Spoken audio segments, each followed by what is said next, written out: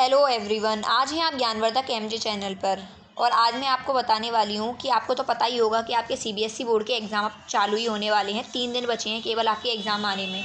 21 तारीख से आपके एग्ज़ाम स्टार्ट होने वाले हैं। तो आपका जो फर्स्ट पेपर है वो है आपका हिंदी का, ठीक है। तो मैं आपको ये बता रही हूँ कि हिंदी के लिए अब आपके लिए बहुत टाइम नहीं बचा, केवल 3 दिन बचे हैं। तो इस 3 दिन में आप कैसे तैयारी करें, ठीक है।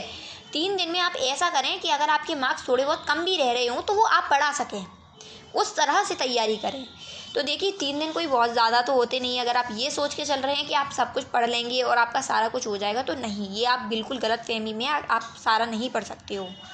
तो आप लोग 3 दिन में कैसे तैयारी करें अपने बोर्ड एग्ज़ाम जो हिंदी का होने वाला है उसके लिए। देखिए सबसे पहली चीज़ है आपकी कोई तैयारी नहीं है। क्या आपकी कोई तैयारी अगर नहीं है तो आप क्या करें। अगर आपकी कोई तैयारी नहीं है, नो, ठीक है, तो आप क्या करेंगे भाई। देखिए अब आप पूरा नहीं पढ़ सकते हो कि आप चैप्टर लेके पढ़ने बैठ जाते हो, आप चैप्टर्स पढ़ते हो, नहीं, आपको ये नहीं करना। आपको क्या करना है, यूट्यूब चैनल्स पे समरी डली होती है चैप्टर्स की, ठीक है।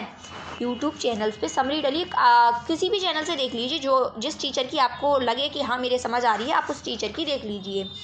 तो आप लोगों को क्या करना है, समरी राइटिंग थोड़ा अलग आ रहा है, ख़राब आ रहा है, लेकिन आप समझ लीजिए।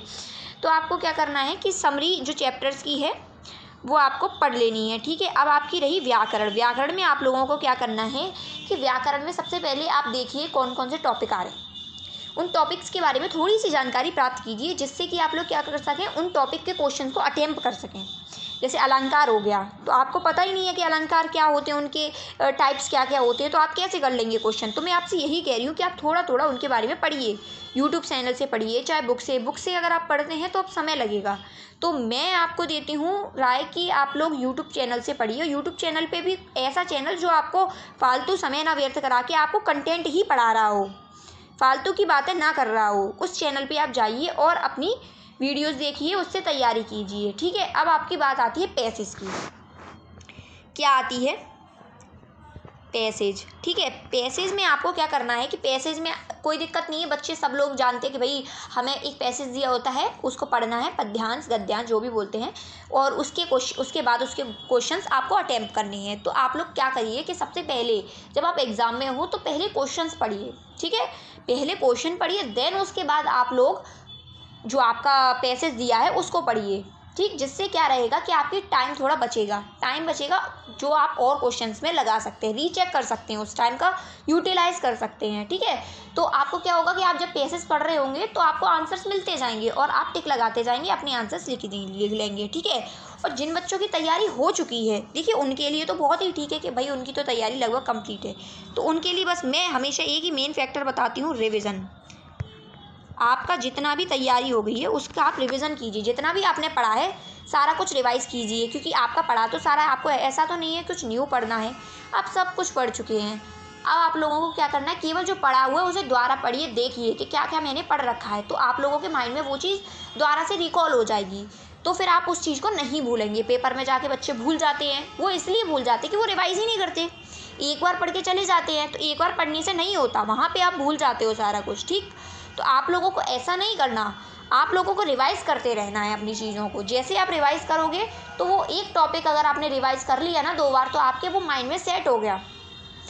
तो आप लोगों को रिवीजन करना है। सेम पैसेज का मैंने आपको बता ही दिया, पहले क्वेश्चंस देखिए, क्वेश्चंस के बाद आप लोग उसका पैसेज जो है वो पढ़िए और क्वेश्चंस के आंसर लिखिए, ठीक। अब देखिए और क्या रह गया, और आपके जो व्याकरण के टॉपिक्स रह गए हैं, आपका देखिए राइटिंग सेक्शन जो रह गया है ना वो। और राइटिंग सेक्शन जो आपका रहता है उसमें आपको लोगों को क्या करना है कि जैसे आपका विज्ञापन हो गया, पत्र हो गया, ये चीज़ें आने वाली हैं, तो आप लोग इनका एक बार फॉर्मेट देखिए कि किस फॉर्मेट में लिखते हैं। आपको यही नहीं पता कि हम किस फॉर्मेट में लिख रहे हैं, आप वहाँ कुछ भी लिखे आओगे तो वहाँ पे टीचर आपको मार्क्स नहीं देने वाला है। तो पहले पता करिए कि उस चीज़ का फॉर्मेट क्या है, ठीक है। उस फॉर्मेट में अगर आप लिख के आते हो तो आपको मार्क्स अच्छे से अच्छे मिलते हैं। आप सब लोग जानते हैं कि एक बच्चा उसी आंसर को जो उसके मन में आता है वो लिखता है, एक उसको तरीके से लिखता है, प्रॉपर वे में लिखता है, तो उसको मार्क्स नॉर्मली बात है ज़्यादा मिलेंगी। तो जिन बच्चों की तैयारी हो गई है तो वो रिवीजन करें, और जो मैंने आपको बताया विज्ञापन, पत्र, इन सब चीज़ों के फॉर्मेट अच्छे से देख लीजिए। वहाँ पे जब आप जाएँ ना पेपर देने तो अच्छे से तरीके से लिख के आए इन चीज़ों को, जिससे कि टीचर आपके मार्क्स अगर काटना भी चाहे तो भी नहीं काटे। क्योंकि अगर आपने प्रॉपर वे में लिखा हुआ है तो कोई भी टीचर आपके मार्क्स नहीं काटता है। अगर आप कुछ भी लिख के आते हो तो भाई नॉर्मली बात है कि मार्क्स काटेगा ही टीचर। ठीक है, तो मैंने जितना भी बताया अगर आप इन बातों पर ध्यान देकर जाते हैं तो आप बहुत अच्छे मार्क्स गेन कर पाएंगे। आपने जितने सोचे होंगे ना उससे ऊपर ही आपके मार्क्स आएंगे। ठीक है, अगर किसी बच्चे के 50 आ रहे हैं तो उसके 70 से ऊपर ही मार्क्स रहेंगे अगर वो इन टिप्स को फॉलो करता है। और मुझे लगता है कि आपको ये टिप्स सारी पसंद आई होंगी, और ऐसी ही नई टिप्स के लिए मेरे चैनल ज्ञानवर्धक MJ को फॉलो कीजिए और लाइक शेयर माय वीडियोज़।